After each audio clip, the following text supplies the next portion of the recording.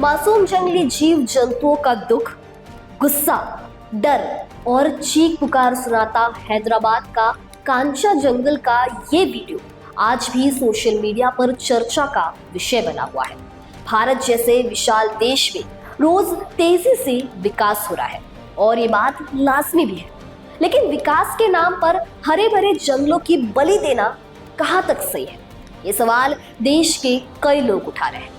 जब जब जंगलों पर आरा चला है तब तब लोगों की आत्मा कांपी है, चाहे उत्तराखंड का ऐतिहासिक चिपको आंदोलन हो या हालिया हैदराबाद का कांचा गाजीबावली वन आंदोलन। लोगों ने प्रकृति की रक्षा के लिए अपनी हक की आवाज बुलंद की है।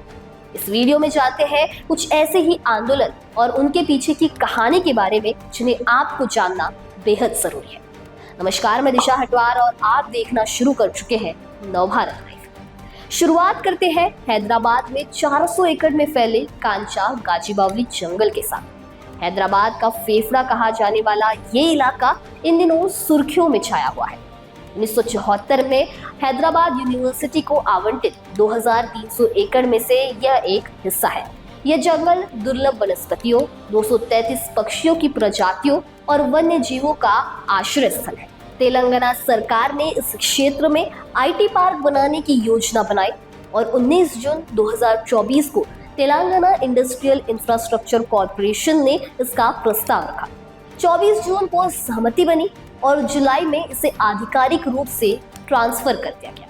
जैसे ही 30 मार्च 2025 को पेड़ों की कटाई शुरू हुई, हैदराबाद यूनिवर्सिटी के छात्रों और स्थानीय लोगों ने जबरदस्त विरोध किया। छात्रों की पुलिस से झड़प भी हुई और कई को हिरासत में लिया गया।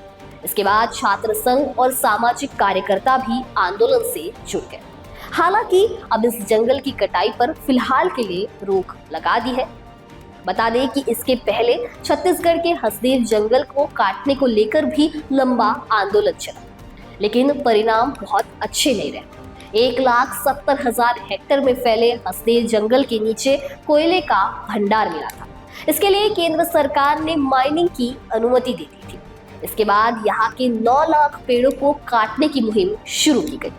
हसदेव जंगल को बचाने के लिए 2 साल से अधिक समय से आंदोलन चल रहा है, लेकिन केंद्र से अनुमति मिलने के बाद यहाँ कटाई शुरू हो गई, जो कि निर्बाध रूप से जारी है। केंद्र ने यहाँ 5 कोयला खदानें आवंटित की है। अनुमान है कि इन खदानों से 5,500 मिलियन टन कोयला उत्पादन होगा। Wild life institution of India की 2021 में जारी रिपोर्ट के अनुसार हसदेव जंगल में लाहौर, उरावा, गोंड आदिवासी जनजातियों के हजारों लोग रहते हैं। इसके अलावा यहाँ दुर्लभ वनस्पतियां, तितलियां, पक्षी भी हैं। यहाँ एक हसदेव नदी भी बहती है। इसी नदी के कैचमेंट एरिया में हसदेव जंगल है। इस जंगल को मध्य भारत का फेफड़ा भी कहा जाता है, लेकिन कोयला की खदानों से अरबों रुपए कमाने के फेर में बड़े जंगल पर आरा चल रहा है। वहीं मुंबई की आरे कॉलोनी के पेड़ों को काटकर मेट्रो विस्तार किया जाना था। यहाँ मेट्रो शेड बनाने के लिए बीएमसी ने 2200 से अधिक पेड़ों को काटने की अनुमति दी थी, जिसका विरोध कॉलोनी के नागरिकों ने शुरू कर दिया था। 4 अक्टूबर 2017 को मुंबई हाईकोर्ट ने मुंबई की आरे कॉलोनी में मौजूद पेड़ों को काटने से रोकने के लिए दायर याचिका को खारिज किया। कॉलोनी के लोग सड़कों पर उतर गए। उन्होंने चिपको आंदोलन की तर्ज पर सेव आरे शुरू किया। वैसे तो अब तक जंगलों को बचाने के लिए कई सारे आंदोलन हुए हैं और इसमें सबसे प्रमुख चिपको आंदोलन था। 1973 से लेकर 74 में हुए इस आंदोलन का श्रेय गौरा देवी को, उन्हें चिपको वुमेन भी कहा जाता है। इस आंदोलन की शुरुआत उत्तराखंड के चमोली जिले से हुई। उत्तराखंड के टिहरी, गढ़वाल और चमोली में 1973 में यह ऐतिहासिक आंदोलन शुरू हुआ था। आंदोलन की प्रमुख मांग थी कि जंगल के पेड़ों और संसाधनों का मुनाफा स्थानीय लोगों के हक में होना चाहिए। इस आंदोलन में कई बड़े नेता शामिल रहे, लेकिन सुंदरलाल बहुगुणा, गौरा देवी और सुदेशा देवी की इस आंदोलन में महत्वपूर्ण भूमिका रही। सुंदरलाल बहुगुणा पेड़ों और जंगलों को लेकर पर्यावरण से जुड़ी जागरूकता फैलाया करते थे।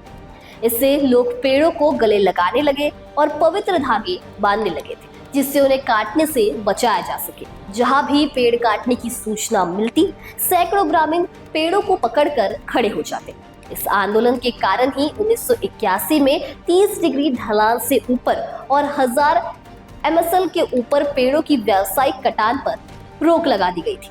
हालांकि इन सारे आंदोलनों में आम जनता का सवाल यही है कि विकास के नाम पर पेड़ों की कटाई कितनी सही है। खैर, इस पूरे मामले को लेकर आपकी क्या राय है, हमें कमेंट सेक्शन में जरूर बताइए।